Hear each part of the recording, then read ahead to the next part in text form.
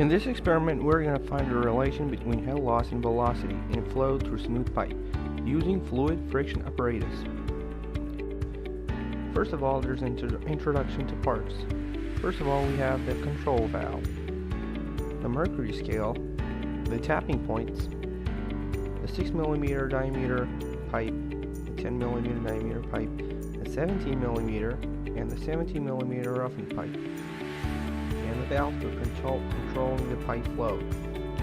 Finally, we have the outlet to volume tank. Working of the apparatus. The fluid friction apparatus works on the fact that head is lost during flow. The difference in head between the tapping points is measured directly using the mercury scale.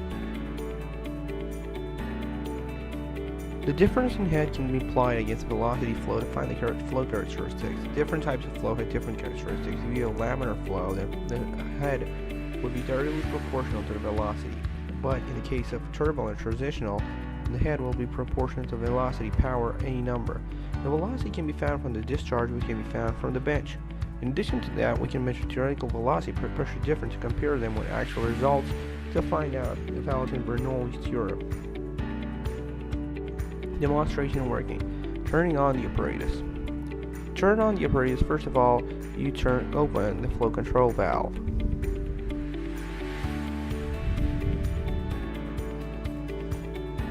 Demonstration and working. Opening the valves.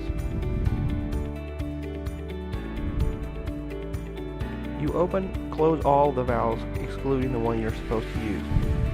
And you change the tapping points to the one you opened.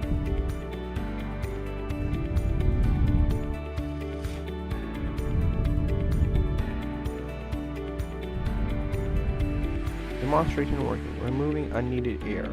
We know that air will accompany the flow, and to remove that we have a procedure. As you can see in this case, we have air coming over it, and it's clearly visible. To get rid of that, we have a solution.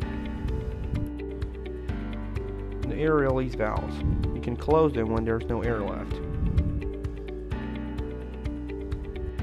Finally, when all air has been drained, you can open the air release valve, and the pressure on the mercury scale will turn atmospheric, removing the previously taken readings. Demonstration working. Opening the bench and measuring the scale. First of all, you turn on the hydraulic to the bench and then close the air release valve.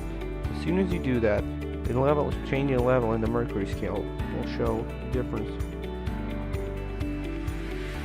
To elaborate, we can see that as soon as the air release valve is closed, the change in the mercury level shows the reading of the head difference between the two tapping points. Measuring discharge. You can measure the discharge easily by starting at initial volume and closing at another volume, measuring the time for the change in both the volume and the dividing volume by the time measured.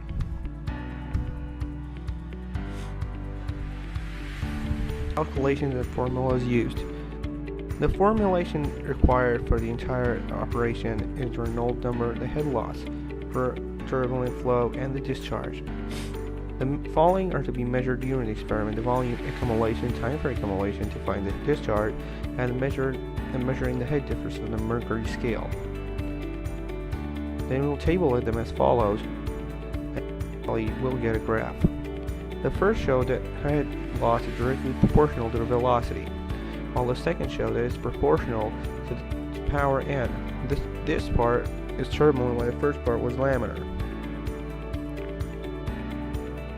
The instructor of the entire experiment was Engineer Muhammad Salman, and our group members include narration by Umar Shafiq, video by Osama, Mudassir, Ali, Hamza Adam, Arsalan Shoaib, and Mustajab.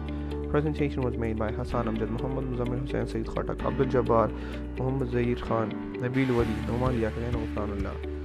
Video compilation was done by Azimullah Shah.